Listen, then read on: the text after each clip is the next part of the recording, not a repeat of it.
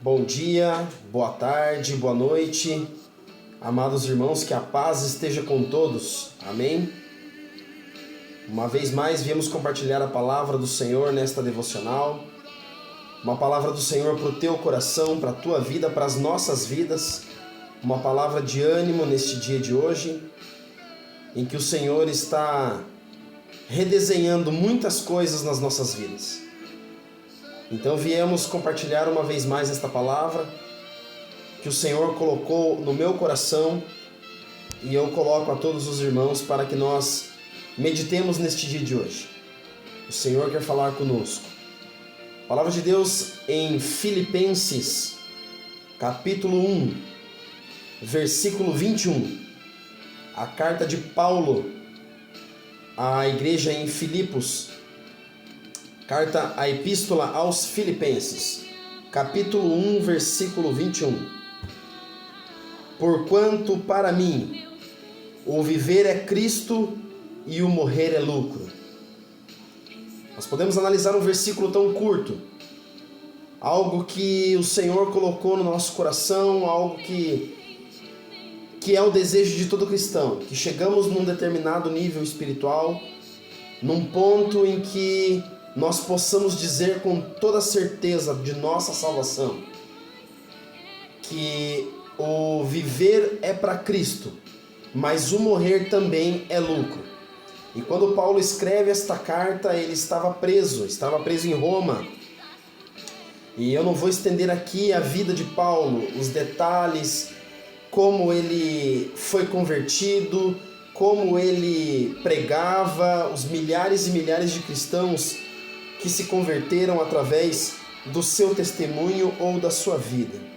Mas o que eu quero colocar hoje aqui é que eu pude tirar aqui 6 lições deste versículo curto. E nestas lições, o apóstolo Paulo, embora um versículo curto e pequeno, ele pôde nos ensinar coisas fantásticas, coisas que cabem a nós nestes dias de hoje. Difíceis, é claro, que estamos vivendo, mas que podemos acreditar que Cristo está conosco e não devemos desanimar. Então a primeira lição que nós temos é que Paulo está afirmando que sua vida sem Cristo, ela já não faz sentido algum, que tudo que ele havia passado, ter sido perseguido, por amor de Cristo, ele continuava firme, sem arredar o pé, mesmo nos momentos de dificuldade. Nós devemos nos manter firmes, sem arredar o pé, continuar com a nossa fé, continuar exercitando a nossa fé, para que outras pessoas venham a Cristo.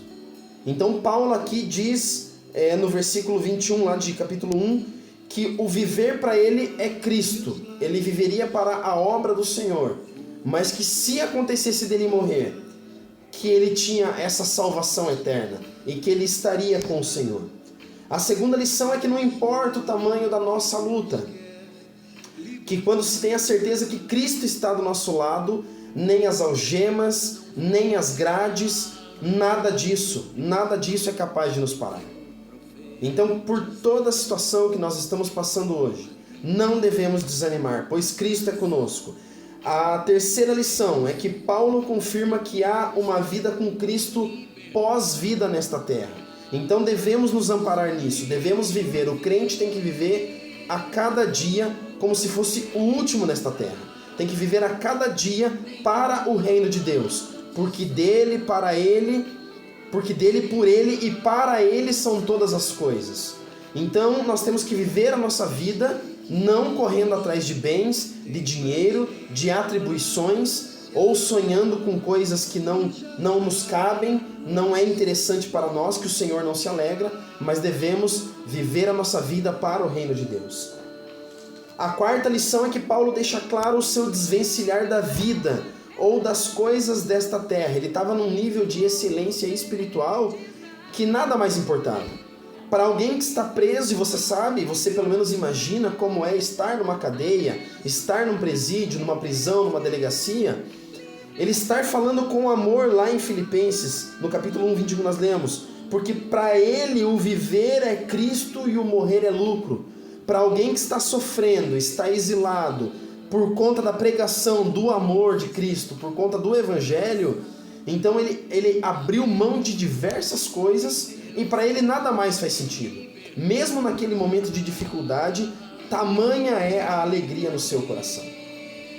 A quinta lição é que ele está afirmando que tudo o que ele fez valeu a pena e que ele não se arrependia de nada.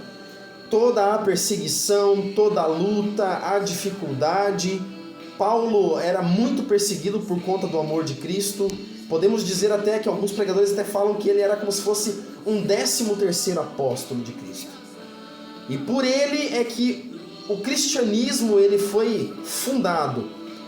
Graças à conversão dele. Se não fosse essa conversão dele, talvez nós não saberíamos como seria isso para o futuro. Então, nós temos esta certeza. Ele nos ensina que se entendermos o que nos espera em Cristo, que é a eternidade, essa vida nada mais vai nos satisfazer, nada disso mais vai nos tirar da presença e do amor de Cristo. E a última lição aqui para finalizarmos é a certeza de que a nossa vida é uma vida de santidade.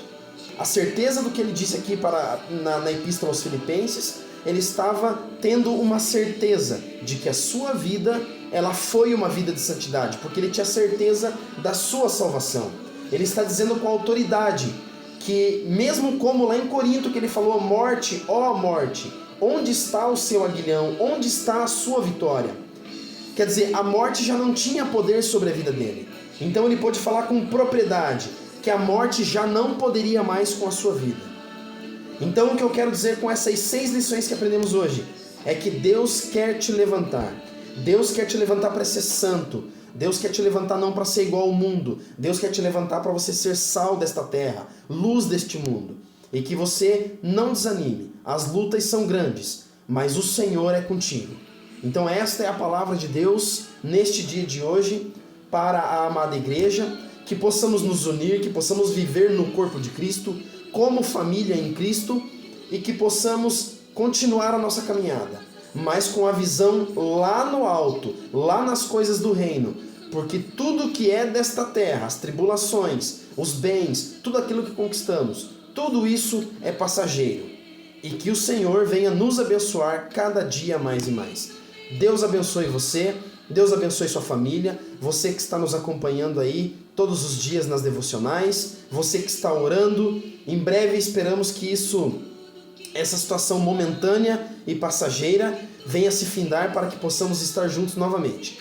Mas que os irmãos e as irmãs não percam a sua visão, que tem que ser Cristo. A sua visão tem que estar no alto, o seu coração tem que estar nas coisas eternas. Deus abençoe a todos, um grande beijo no coração. Continuamos orando por você e por sua família. Que a paz esteja com todos.